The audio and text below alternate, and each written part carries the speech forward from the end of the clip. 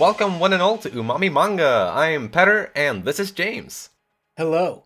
And today we are talking about Volume 12 of Oshi no Ko. The volume starts with a chapter in which Gotanda explained the bureaucracy behind getting a movie produced. Kana graduates high school, which also means that the twins are starting their last year of high school. Turns out the cast lists for the movie that we got at the end of the previous volume wasn't quite accurate, or at least it wasn't final. Yeah, it was bait. Yeah, they seem to be looking at different actors for Ai, and not necessarily just Akane. Yeah. So Frill, Ruby, and Akane ended up holding a private audition to decide amongst themselves who should play Ai in the movie. They ended up choosing Ruby, and so the production of The 15-Year Lie begins. And Sarina's mom shows up Wild. in present day, and Ruby is working really, really hard, practicing her acting and doing all those other 1,000 things that she needs to be doing. And that's kind of where this volume closes off. Yeah, I mean, it's the moment that hit me the hardest.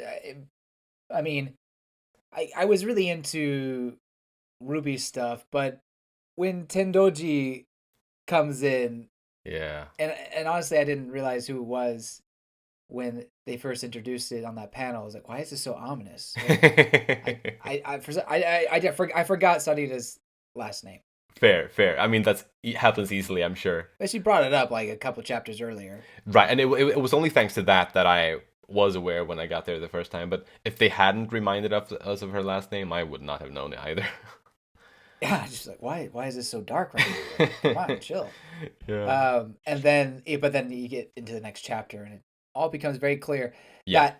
that is just new rage-inducing fuel. This is very interesting that we're bringing this new plot point into it, but I think it's going to build Ruby's character in the end. Yeah. So excited to read more and talk about it right now. Definitely. Real quick before we dive into the character discussions, I just wanted to, because this isn't tied to any specific character, so there's just like a little thing. There was mention of the Shinomiya Transportation Inc. I saw that. Which Yeah. I just had to mention it since this obviously shares the universe with Kaguya-sama, and the main character there is named Shinomiya and has like a conglomerate of different, probably multiple companies. So like, I wouldn't be surprised if this maybe is something that's owned by the Shinomiya family from the Kaguya-sama series. Yeah. But yeah, just wanted to mention that quickly. Maybe it doesn't hold any more meaning than that. Yeah. So anyway, with that, let's jump into the character discussions, and I'd like to start with Ruby Hoshino this time.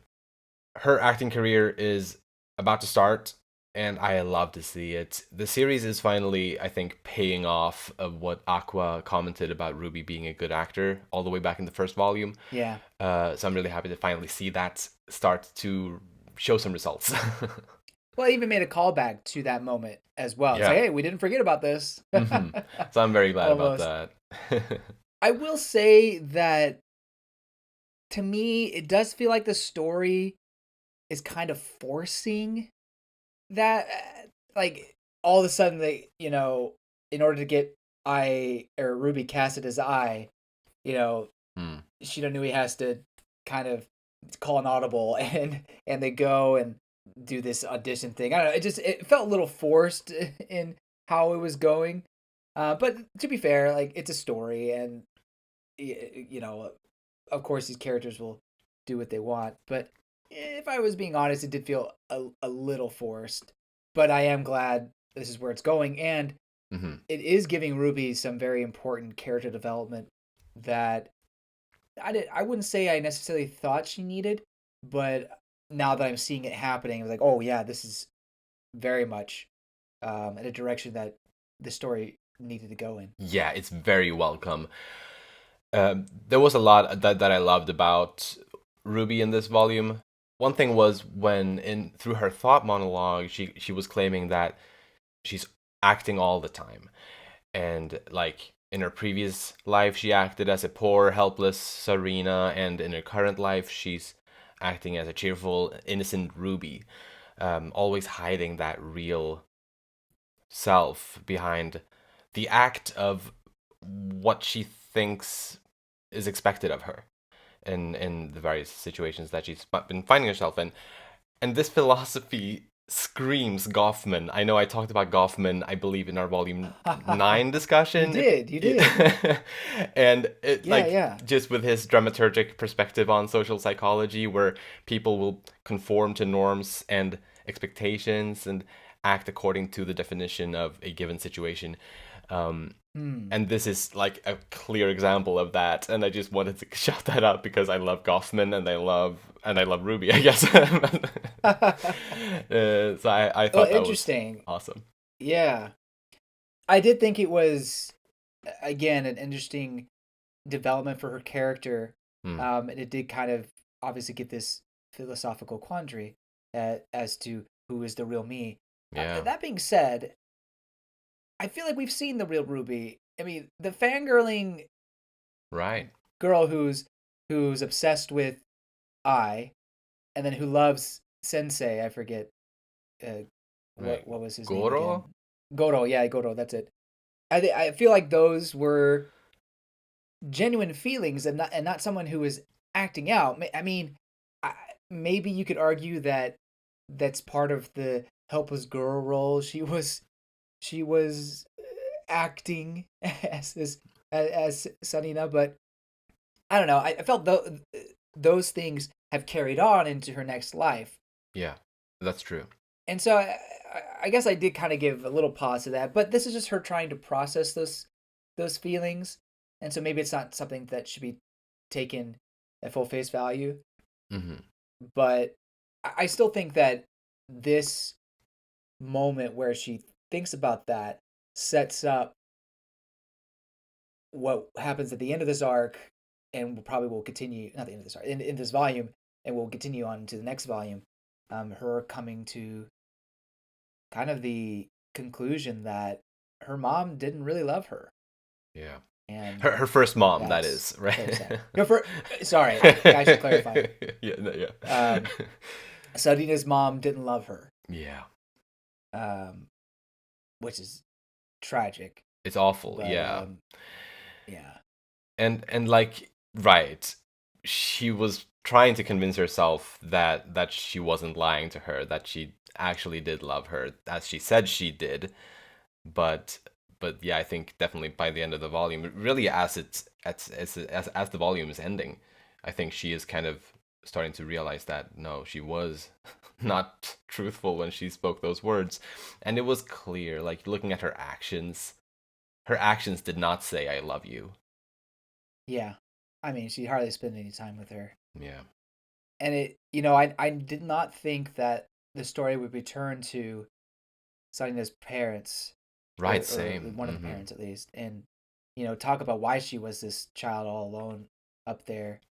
And we had mentioned that her parents seemingly just didn't give her that didn't have the time to visit her. I think we had talked briefly about why that was, and maybe we didn't think too much about it. Mm-hmm. Other than that does seem kind of weird. Like, why wouldn't you be spend more time with your daughter? Yeah. Oh, Japanese culture, I guess, or work culture or something. Um, Right. but it actually was important, or at least for the story, it was pretty prevalent that they kind of made the decision they didn't want to deal with her. I mean, we'll Mm-hmm. find out more in the coming volumes, if not the next one, I'm sure. But to me, it seems like that. Oh, it's too much of a pain to deal with a kid who's not normal, quote unquote. Mm-hmm. Who's dealing with this sickness.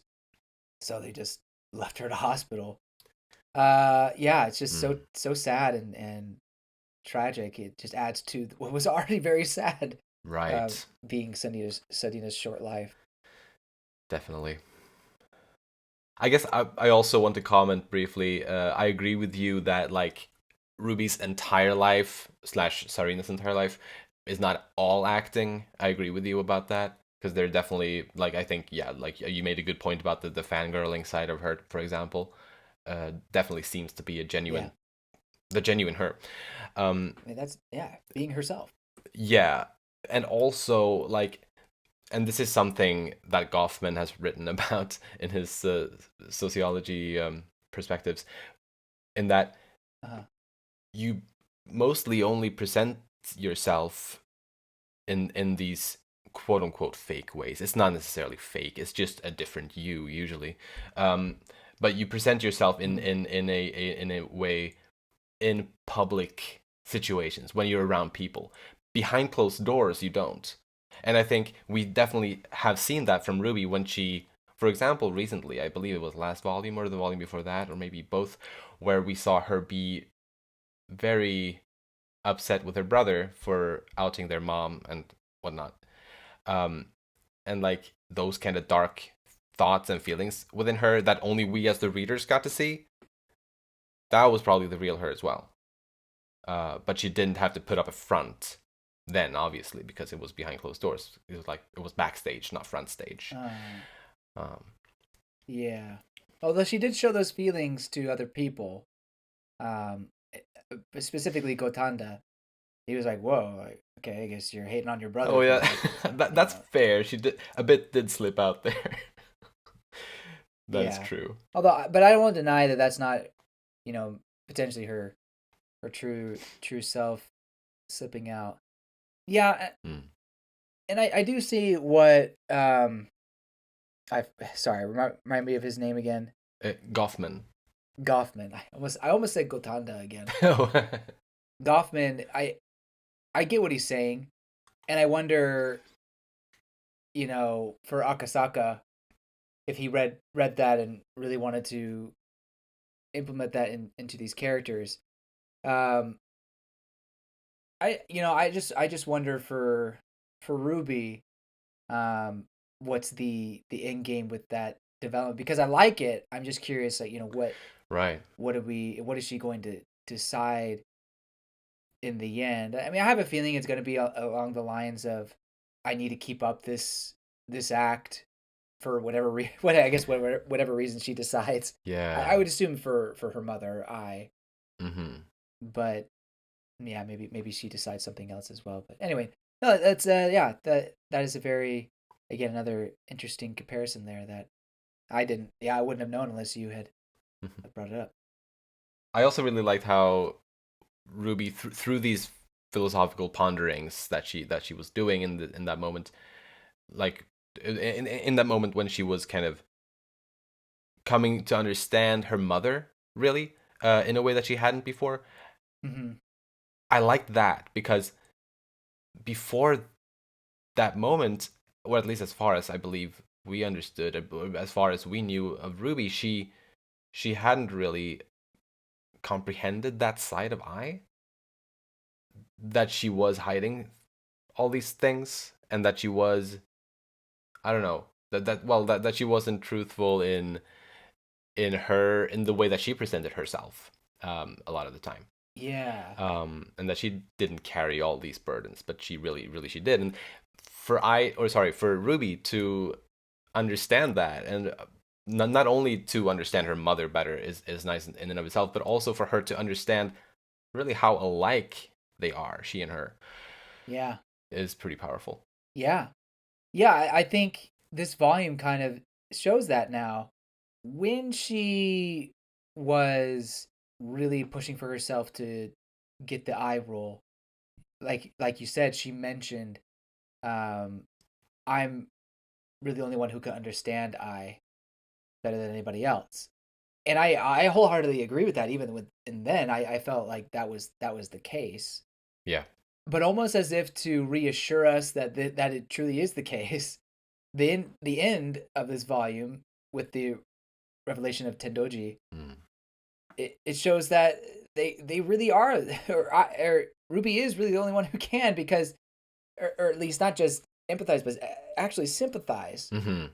because she is experiencing similar phenomena that I was experiencing with her mother, Mm. in that maybe her mother didn't actually love her, and that's what Ruby is going through, and that's only going to skyrocket her acting or adaptation of Ai's character. So yeah, it's actually really quite brilliant writing there, and I really respect Akasaka for that. Same for sure. Yeah, this was awesome. And I wonder now, with Ruby at this point understanding Aqua and like, or like why he outed them as Ice children, I wonder if she's not as upset with him anymore. I think not as upset is a good way to put it. I still think there is kind of the stubbornness Yeah. still there. I could see that. There's going to need to be some sort of talking, but I don't know. But Aqua's not one right now to reveal everything or anything. Right. So I don't know. Yeah, there's 4 volumes to go. Yeah. Yeah, something's got to give. Yeah. But anything else on Ruby? You know, this is a discourse on the entertainment industry, and I didn't think about it when we were first reading the story, but it shows that Sanina is unfortunately affected by it as well because her mother is in the what was it, ad agency or I Right. forget Yeah, what I it think was, that was it. and so it has to do with the entertainment industry. So it shows that this whole story is basically encircled by that and the True. twisted part of it. So Yeah. again, just really tying it all back to the one shot, the first chapter that started it all. Yeah. I don't know. I mean, when I actually first read this, I liked it, but I didn't think. Besides, I mean, the big reveals, I didn't think too much on it. But the second read through, I really thought about it. It's like, yeah, I mean, we're kind of coming full circle here. Right. So it's really cool to see, and honestly, it's what I've been wanting from the story for a while. I mean, the past few volumes have been really good and have been what I've been expecting, but I've kind of wished that we were back to the first chapter and that was still relevant and where the story was going.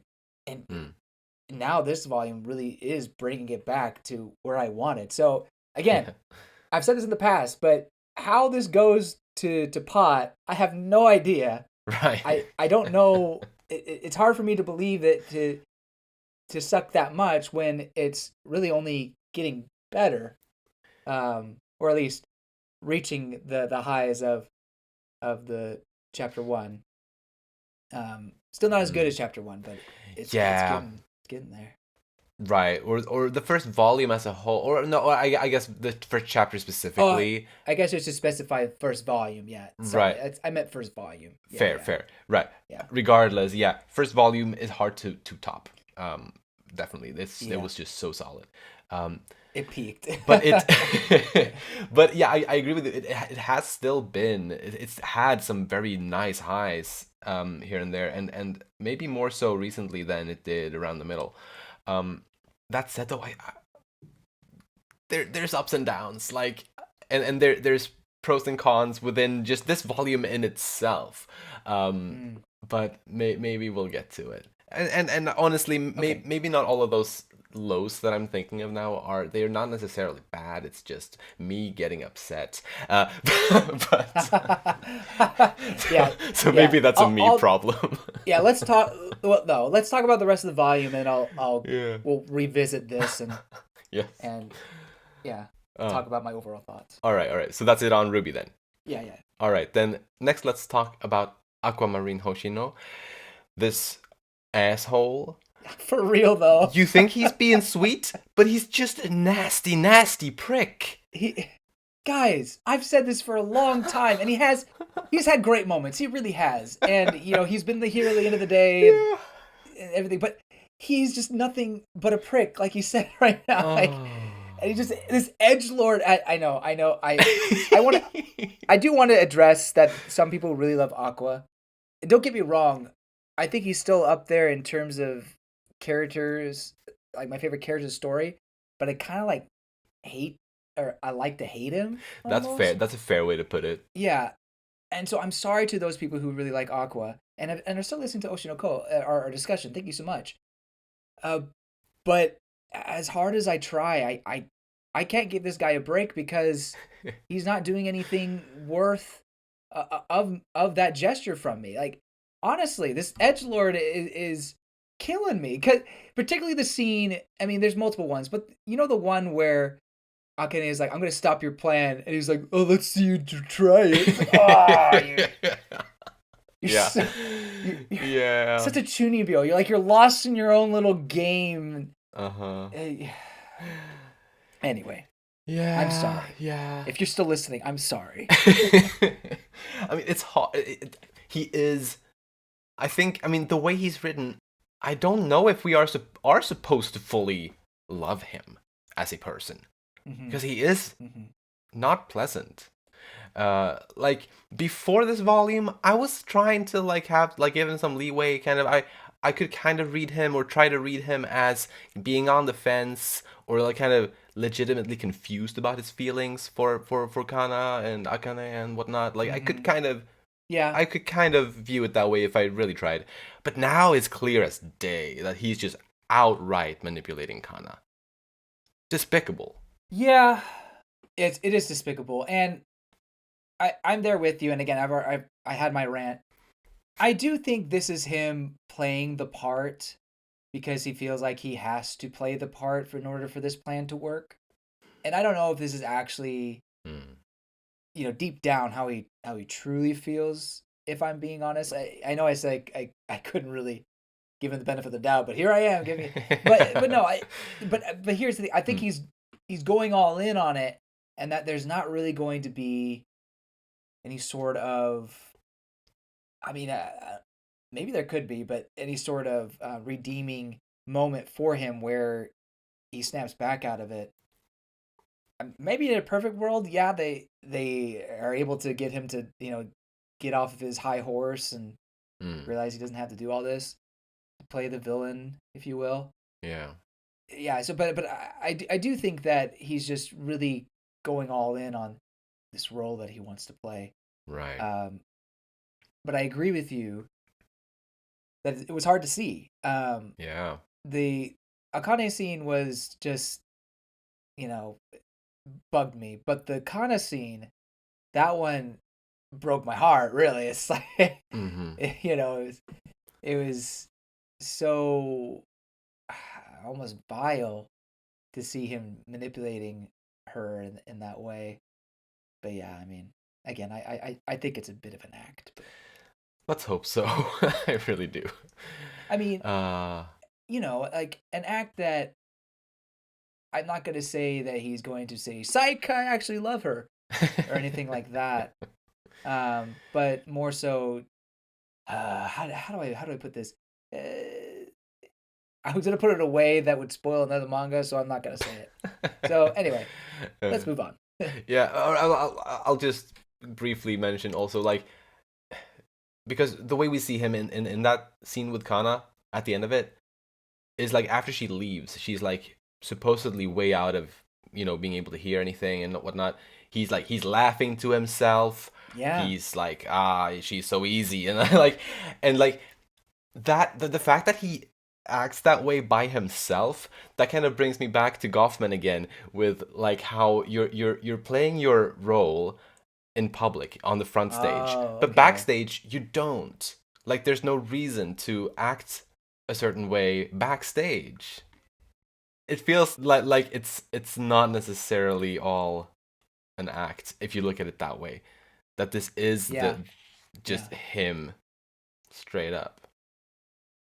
It's so corny though. Yeah. Oh Saturday. Yeah. All falling according to plan. Yeah.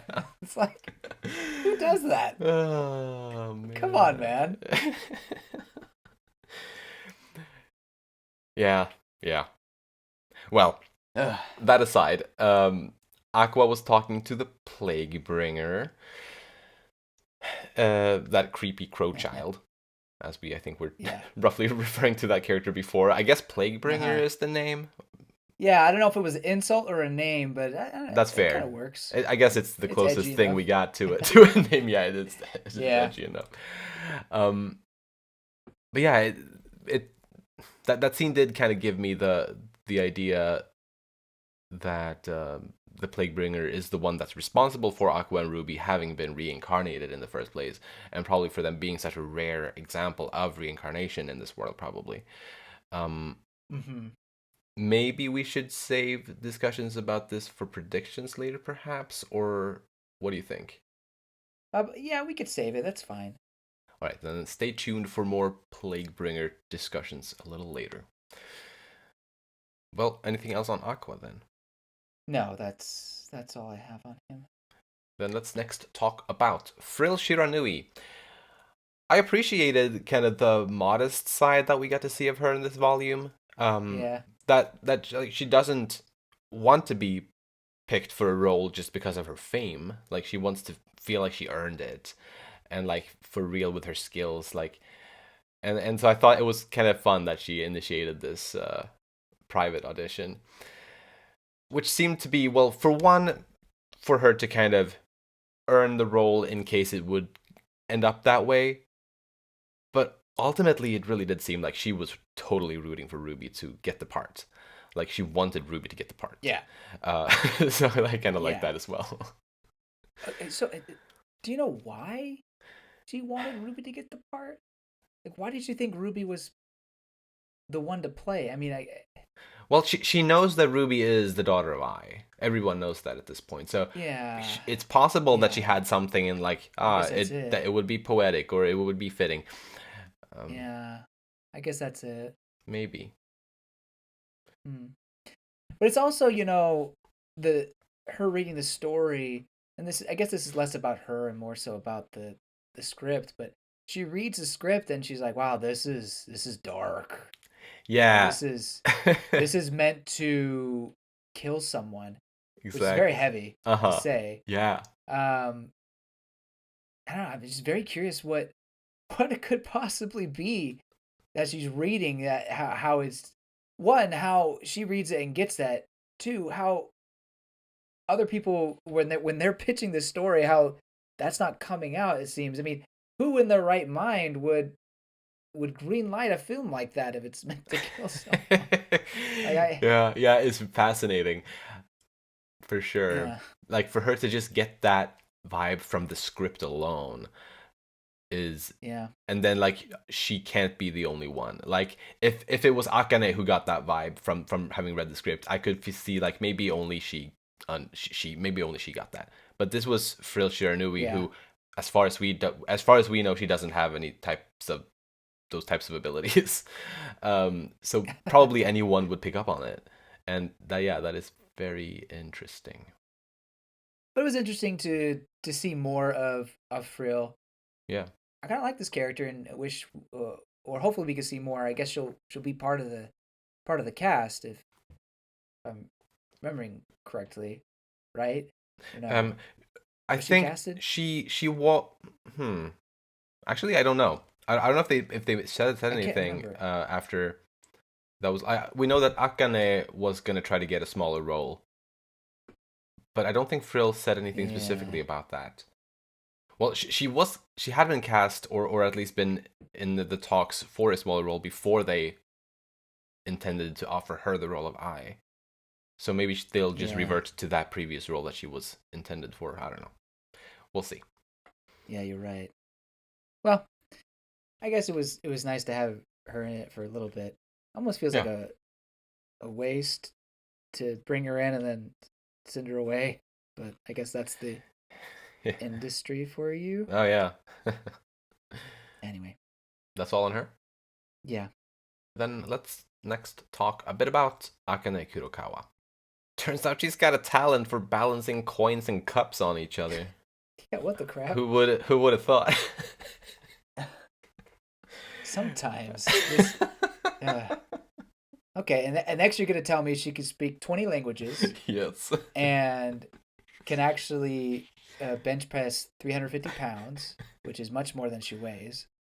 Uh, yeah, Uh, well, she figured out during the private audition that the part that they were competing for was Ai Hoshino.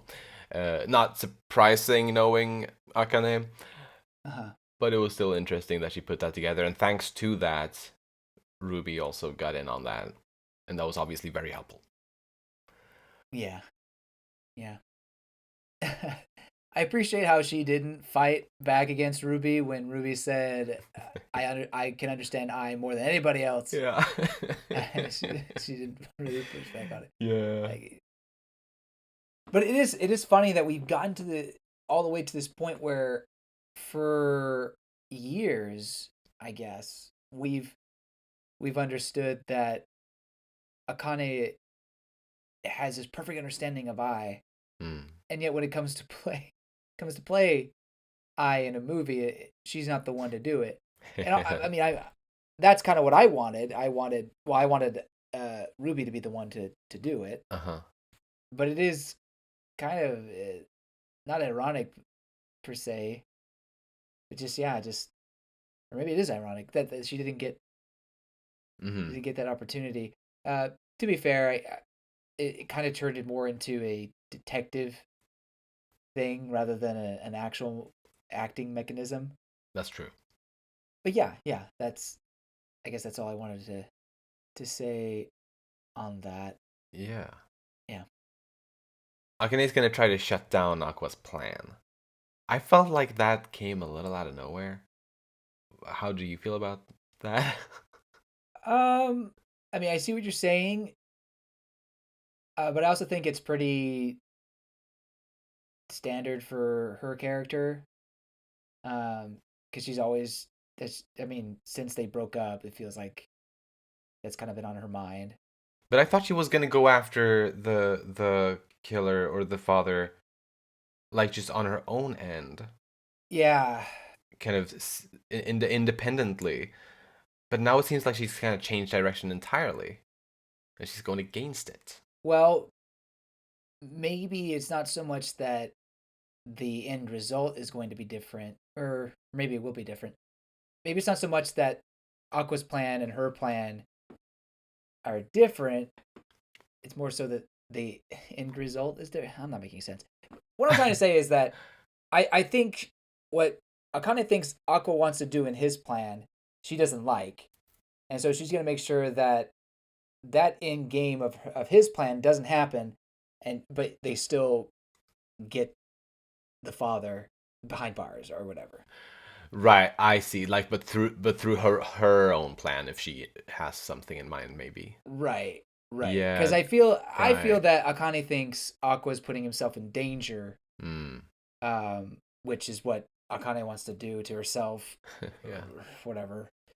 Um, so yeah. yeah, but That's I fair. do see what you're saying. Yeah, no, but thank you for clearing that up though, because Well, I don't know. I didn't really, because I yeah, tried. I think I know, but yeah, I think it makes sense to view it not as her trying to get a totally different result than him, but rather that they have a similar goal, but just different ways of going about it, and she doesn't support his way of going about it. Yeah.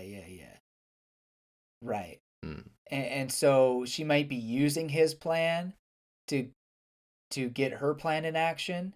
maybe. And that would end up kind of stopping his plan a bit. Um, but I Hmm, think the end result will still be mostly the same. At least the end result of putting the dad, whether killing him or putting him behind bars or what have you. right, somehow Um, punishing him. punishing him. Yeah. Uh-huh. But that being said, I go back to what you said about it coming out of nowhere, and I mean, obviously she's gonna think that he's up to something, but she hasn't read the script, right? That she don't knew he didn't give them this script. She just told them that yes, it's about I, right? I mean, I'm gonna go check real quick, but I don't remember her actually giving them the script. Right. I don't think she did. And like she even like it seemed like she really wanted to like do it legally or whatever. Like she didn't want to Yeah, leak any sensitive material or whatever, like secret things. And she technically never did. I don't think so. She wouldn't have given them the script. yeah, I agree. So it's like, how does she know what he's planning? But I Yeah. based on what we've seen from her in the past, she seems to know him pretty well. Mm-hmm. Maybe not as well as she thinks she does, but she knows him pretty well. So I don't think it's Mm. incredibly out of left field. Yeah, yeah, But yeah, that's fair. I mean, again, it's just that, you know, excuse for Aqua to be edgy. It's like, let's see you try. Yeah. It's like, bruh. If only you could see Um, your face right now. You would cringe so hard. yes. Oh my goodness. That's all I have on Akane. All right. Then next, let's talk a little bit about Kana Arima. She decided to dedicate her life fully to acting now. She won't Yeah. continue her education after high school, and she's quitting Bikomachi, thus being able to dedicate her life to acting entirely. Yeah. And I think it's nice to know also that she doesn't view her time as an idol as anything bad at all. Like, in fact, she kind of sees it as I'm glad. a genuinely good thing. And so that, yeah, it's a relief, and like to know that she's through that era, but it's something that she can look back on, like, and smile. Right. And I think it helped her gain back connections and Mm. put her in a better spot than she was before. And, you know, who knows? Like, she maybe not had been able to uh, get out of the shadow of her own childhood career Yeah, right. without it. True. So it's so sad that it does feel it was all part of Aqua's manipulation in the end. Even though I think he generally did care about her or does or what have you. But I do like this positive spin on it from Yeah, Aqua's point of view. Or Kana's point of view, excuse me. definitely. I thought the panda stuff, even though we already talked about Aqua, I thought the panda stuff between them was really cute, and then her saying like, you know, I'm gonna be one of those what did she say? Well known pandas or something like that. Yeah, something like that. I thought it was yeah, she's not gonna be a lesser panda anymore, and Right. I don't know, I thought that was pretty cute. It And was. definitely can see Kana as a panda. Probably a lesser, you know, red panda is probably what I would go for, but you know, lesser pandas doesn't mean that they're any less important than Yeah, the big pandas. so true. A lot of fans of Kana the Idol are distraught now, though. Yeah, I saw that. I like the guy like at his computer. He has like eye stuff or Kana stuff everywhere. He's Yeah. distraught. Oh, Uh, poor guy. yeah. I mean, hey, they just need to start following her acting career instead. Yeah, they could still do that. You Mm-hmm. know, Yeah. that's still a world I don't understand truly. But Yeah, for you know, sure. I'm a sports fan, so I guess I shouldn't. I have no room to talk. But oh well. One other thing about Kana that I have is she's going to be playing seemingly one of the B Komachi members, OG B Komachi members, Yeah. and either this one or all of them apparently didn't really like or they had not so great feelings towards her. Precisely. I got the vibe that it was maybe just the one, but yeah, I Just the guess we one, don't yeah. know. Yeah, maybe I'm inclined to think it's just one, but I'm not sure. Uh-huh. And so I had that theory, either the previous discussion or before that, that maybe there would be a plot thread of a OGB Komachi member uh, betraying in some way. Um, Yeah, Now this doesn't necessarily confirm that, but it does start to lead me to think that way even more. for If there sure. was someone that hated her, maybe she was in cahoots with, you know, what's his name, and Yeah. kind of got her in trouble. Um, I think that's a pretty good idea. I guess what I'm saying is I'm interested to see if Kana's character is going to be really juicy or not. Yeah. We'll see. But do you have any other characters you want to talk about? Yeah, actually. Let's talk about. I gotta talk about Tendoji. Yes. We touched on her already, but I want to talk about a couple things. Marina. Marina, being her first name. It's so silly that it rhymes with Sarina. Yeah, good point. Marina Sarina. I think what kills me the most, besides just seeing how she treated Sarina, um, is the complete lies, was that she has a completely healthy family, Yeah. you know, in the modern day. I was curious if those kids were Ruby's age or younger, or if they were older than Sarina. Um, meaning that were they her older siblings or younger siblings, and did they have them before or after Sarina? Hmm. Because if it's after, well, it's not. It doesn't seem as bad, but they do kind of look older. You know, Hmm. like they It's hard can't to be. They say. can't be too much older than. Well, if they had those kids after Sarina, they would have to be younger than Ruby and Aqua. But they don't look that much younger if they are. And so there's also a strong possibility that these are her older siblings or siblings that were younger but not too far apart from her, like maybe like a couple years or so. Right. That just makes it even more sad because they just willingly ignored her and just let the focus on the healthy kids, let them have a life and just Yeah. sent her away into a dark hospital cave to rot to death. Yeah. So horrible. It is terrible. Yeah, but you know what I'm saying? Yeah, yeah, for sure. It's really bad either way, and obviously it's hard to determine the age of those kids, but yeah.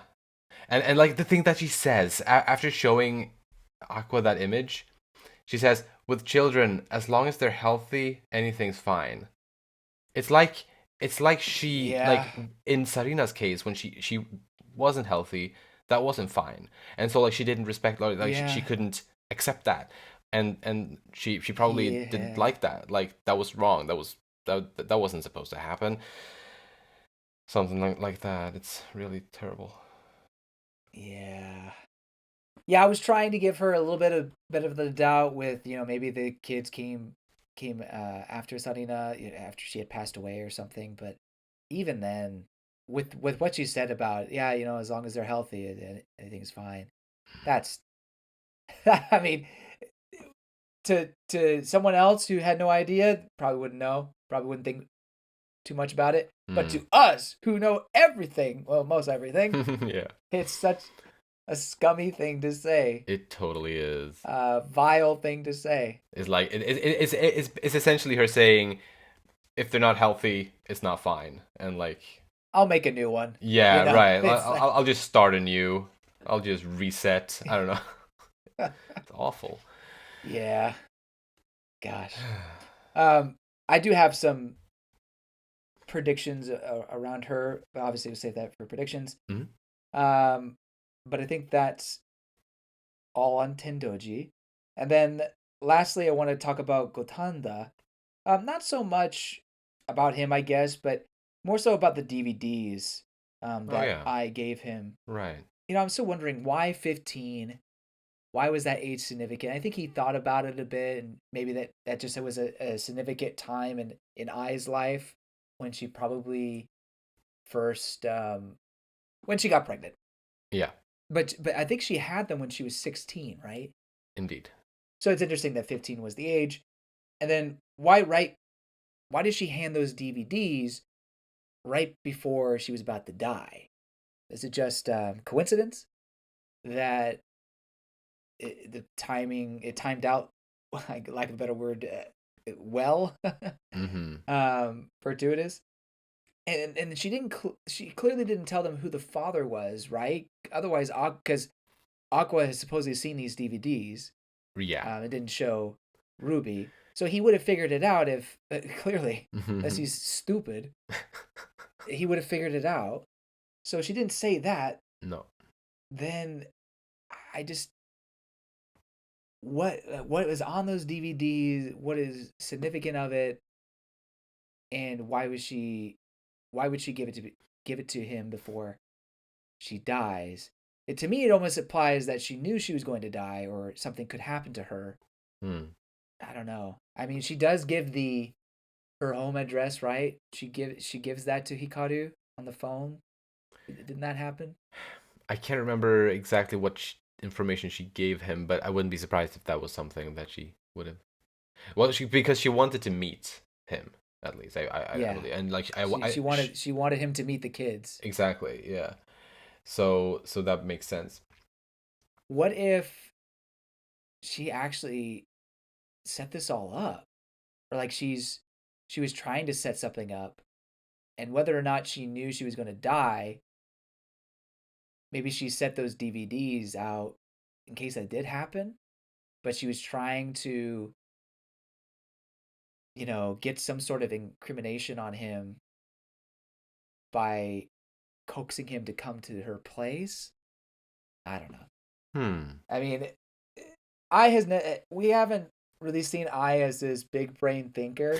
No, we have but not. Maybe there was, but maybe there was something going on. Like she was plotting. It just seems strange to me that they would even mention. Well, I guess it's Kotanda who's thinking about it, but they would even mention that. Yeah, yeah. I guess one last thing it could be is just, again, coincidence. It's just a supernatural, divinely guided thing that I felt inspired to make the DVDs right before she was killed. So yeah. Anyway, just wanted to get that out there, and and it seems like Kotanda has an idea of what it was, and then he doesn't finish his thought. Classic anime trope. Right. Very much so. So we'll see if he ever brings it up again. I'm sure we'll get this answered. I feel like we got it. Yeah. Yeah. So we'll just have to see. I'm ready to move on. Alrighty, then. Yeah, let's hop into predictions for real. And this Plague Bringer, the reason why it reincarnated Aqua and Ruby, and kind of, I feel like that scene kind of was implying that the Plague Bringer reincarnated them with the purpose of killing their father. But it's wacky. But it's how it seemed like to me, the way they were talking, because it would explain, I guess it would explain the drive that Aqua has had more or less throughout the whole story. Yeah. As well as Ruby's more recent drive force for this. So like they both are driven by this revenge. Yeah. And like the way the Plaguebringer was saying, like, that Ruby is already on the right path, and it was followed by Aqua kind of proclaiming that he just has one mission, and we know what that mission is. So those were the vibes I got regarding that. As to why the Plaguebringer would want to, say, kill Hikaru Kamiki, maybe the Plaguebringer is a good guy and has seen all the nasty, terrible things that Hikaru has done, because surely he has been killing women a long time, probably. Yeah. Possibly even before I. And if that's the case, then maybe the Plaguebringer just wants to rid the world of the scum that is Kamiki, and thus reincarnated these two I fans that could easily be given this drive to take revenge on this man. Yeah. I am curious what it means by Ruby's role, and when the Crow Child or the Plaguebringer says why, it urges him to consider why he was reincarnated in the body, in that body. Now, it could be that Aqua truly does understand what that reason is, but then if he does, and what the plan he's putting to place is, going to fulfill that plan, why is the care or not caretaker, the plague bringer, totally opposite? Why are they even mentioning that? And basically saying that Ruby's accepted her role. So again, I could see it being that they're giving Hikaru his just desserts, but it could also be something a little more unrelated to that. Meaning, instead of being about revenge, maybe it's about continuing on Ai's legacy. And I don't know why the plague bringer would care about Ai's legacy per se. I mean, again, yeah. We were in the mountains of the spirit of entertainment, or what was the goddess of entertainment or something like that.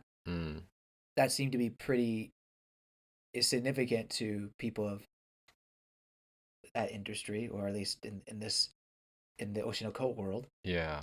But I guess what I'm trying to say is Ruby, her role is to fulfill Ai's wish of getting on stage and performing. Now, obviously, it's been a bit tainted because of the revelation, and I guess the Playbringer was the one who tainted her in that way. Well, I guess it wasn't the Playbringer per se, but definitely egged on. And I know we talked about that, and that maybe Aqua is the other side of the coin, kind of the lying side. But I still understand what his role is meant to be, other than to get revenge. Yeah. But maybe it is, maybe his role should have been or should be to live a full life, live the life that I wanted him to live. But he's denying that that role. Right. So sorry, I kind of long-winded that, but I wanted to bring up a few points. But that's what I was been thinking. Right, because I mean, ultimately, we basically know nothing about the Plaguebringer, so Yeah, it's hard, obviously, to speculate about like that character's motivations and whatnot. right. But it is fascinating. That I think this scene at least establishes that the Plaguebringer has motivations. Yeah, And I feel like that wasn't necessarily established before. So there's at least that here. yeah, and kind of summarize my thoughts. If Aqua was doing what his role was, I don't think the Plaguebringer would have said what she said. Fair. You know? Yeah. I think that's it would have been like, good job. Don't you feel like a scumbag? No, anything for the plan. Perfect. Or whatever. I don't know. Yeah, right. No, but that's a fair point. On a bit of a brighter side of predictions, now that Kana is leaving Bikomachi, I think there's a perfect slot in the group for Mimi to fill. Shun Yoshizumi's younger sister, who kind of had the same appeals as they were talking, like similar appeals as Kana. Anyway, so like I think there's a perfect slot for her to fill there.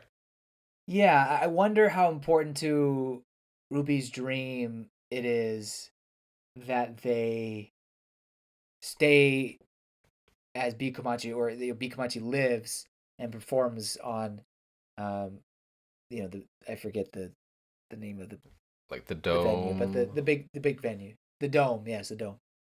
Or if she could just be the idol herself and perform there. I don't know which would be impertinent, but if Ruby wants it to be Bikomachi, then yeah, they're gonna need a third member, and yeah, I think Mibi would be a good choice. I think so.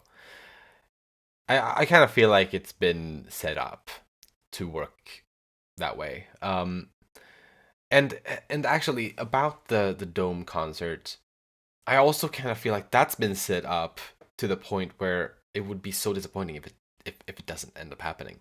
Like by the end of the manga, it's gotta happen. That needs to happen, and I feel like that's gonna be more satisfying than the movie. Like the movie getting released and whatnot. Like that's not as big of a deal, kind of, as the dome concert, because the dome concert was like the finish line that I fell just before. Yeah. And now Ruby and the new Bikomachi will get to do it. Yeah. To be fair, I don't know if that's going to get a whole lot of page time, screen time. Yeah, right. But to me, as long as they show it, even if it's just like, even if that's how it ends, although I don't know how satisfying that would be, but there needs to be in some sort of epilogue or something. There needs to be indication that they performed on the dome, and it would be pretty satisfying to see at least a bit of it. Precisely. Yeah, like a couple panels. Doesn't need to be a whole lot. Right. I agree. Yeah. Not expecting an arc. For it. No. At this chapter, point, really. Just a couple panels. Yes. So, when it comes to Tendoji Marina, I think Aqua's gonna go on a little side quest here because he can't help it, and that's why another reason why I think part of his whole she's so easy to manipulate, or try your best, or whatever.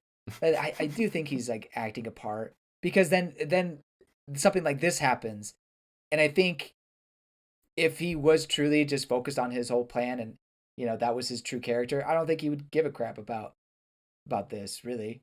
But you can tell in the shock and horror of his face, or almost disgust, that this doesn't sit well with him. So my opinion is that he's going to guilt trip her somehow.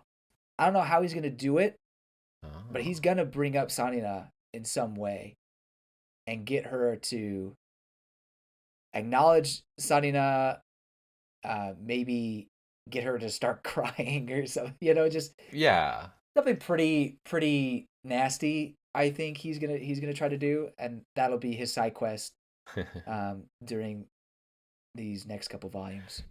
Do you think Ruby will come face to face with her previous mother? Oh, that's a good question, because if that happens, it would be hard for her. Yeah, yes, it would be hard for her. Does that potentially lead to her figuring out who Aqua really is? Ooh, I like that, because that's gotta happen as well. I feel like before the end of the story. Does it have to happen? I guess it maybe doesn't have that, but I would like for it to happen. I think that would be fun. You're probably right.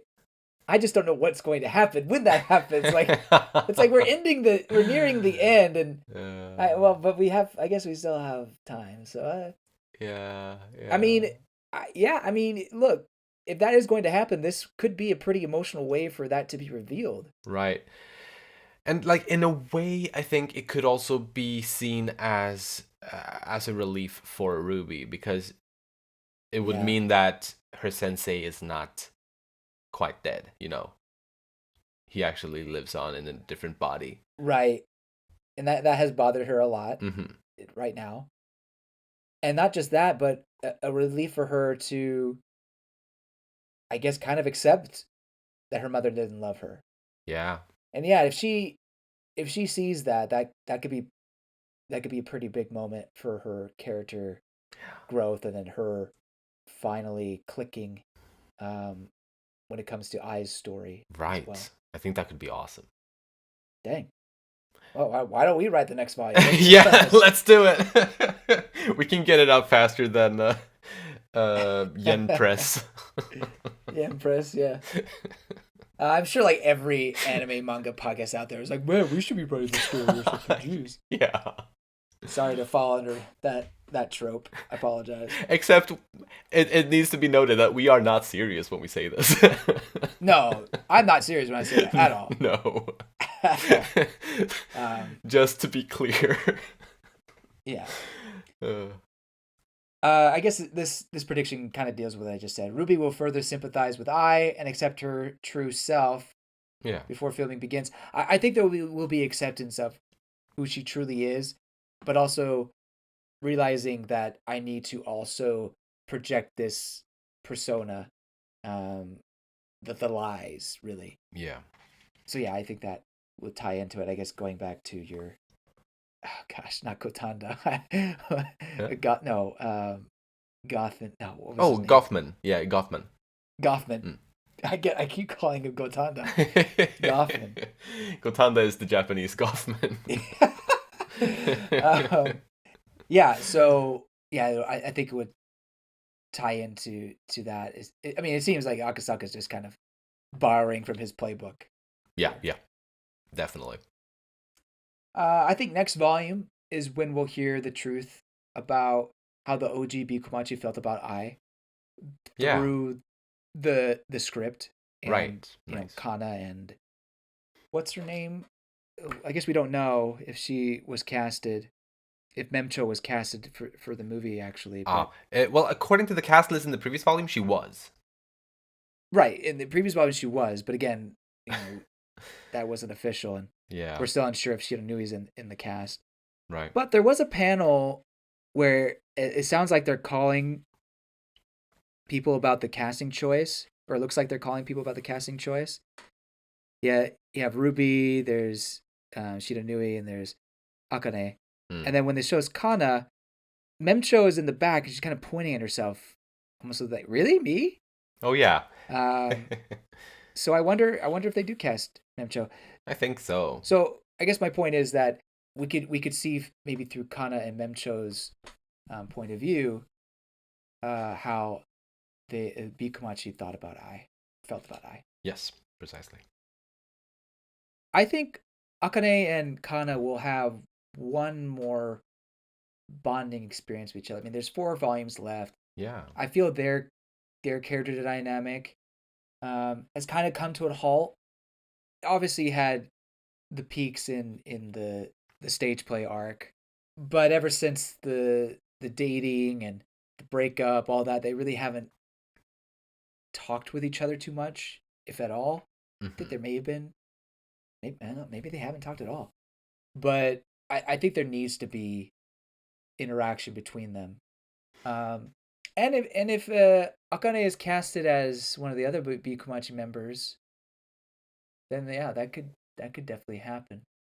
Um, so anyway, Yeah. I feel that would be a good way to end the series if there's some sort of interaction and maybe a friendship built.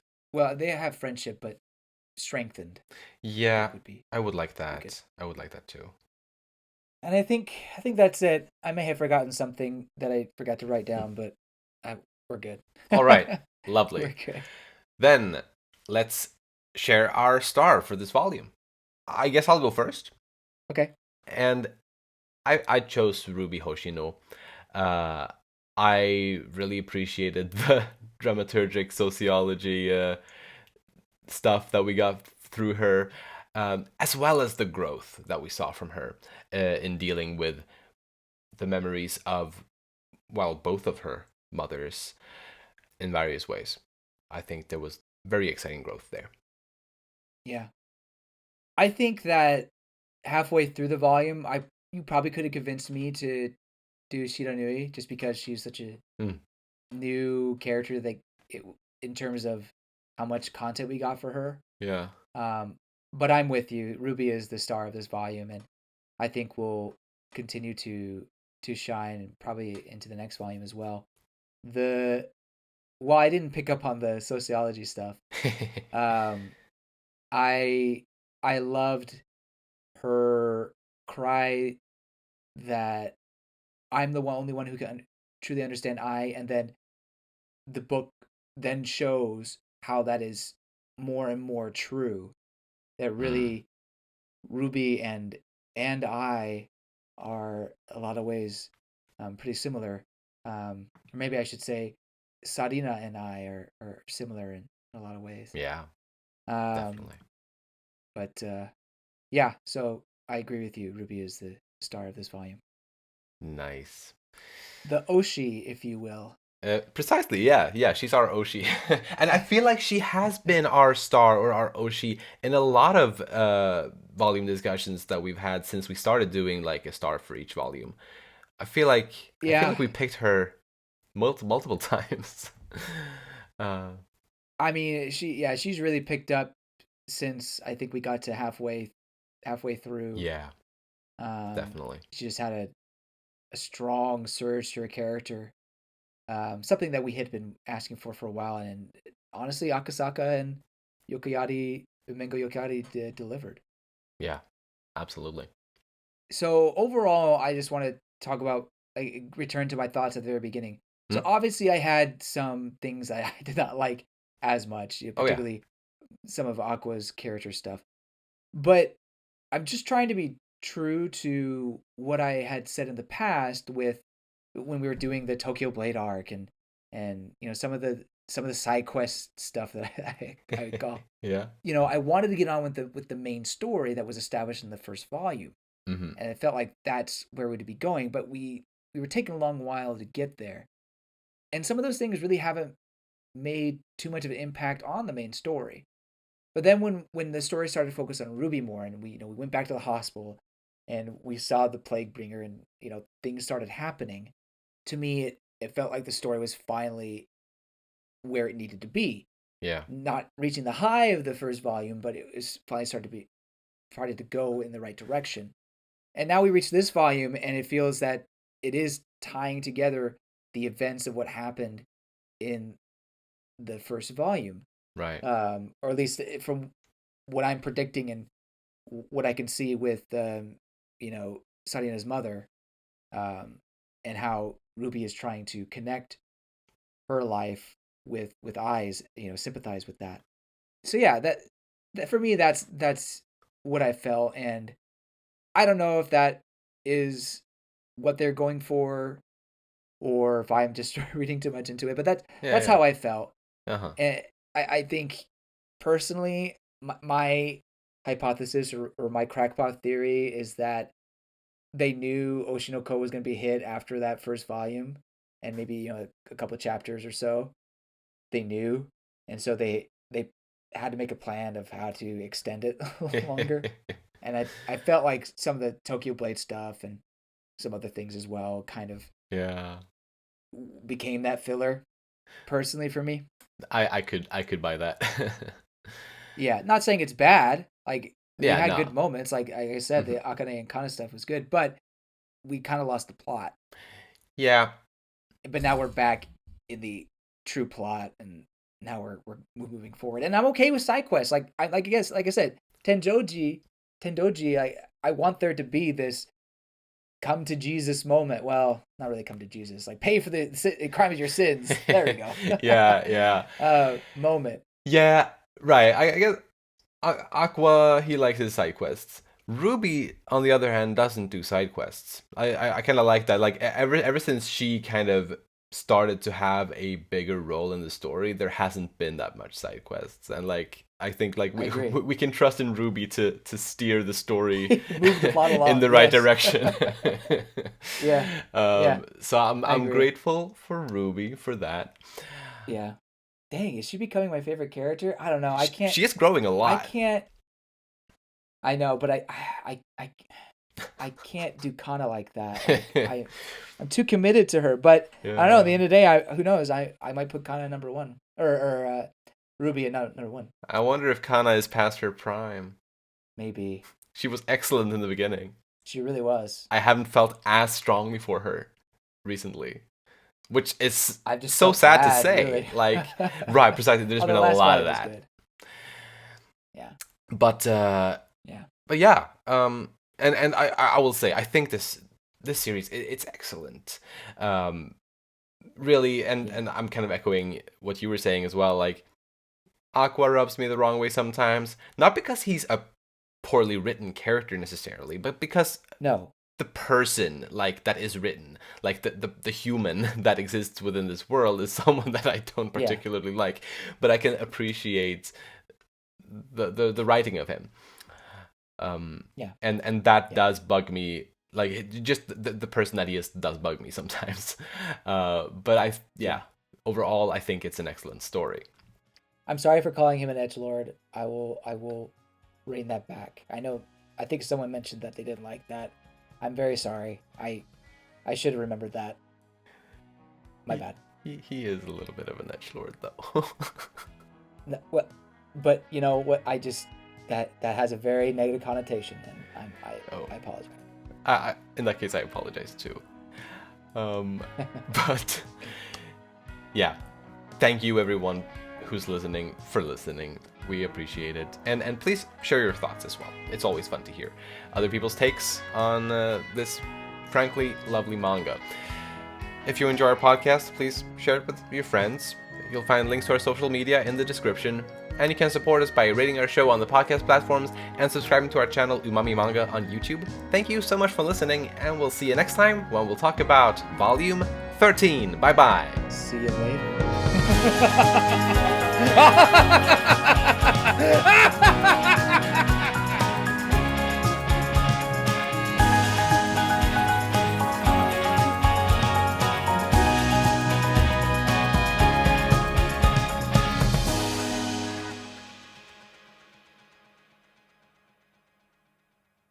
Have you noticed how inconsistent the Oshinoko volumes look in the shelf?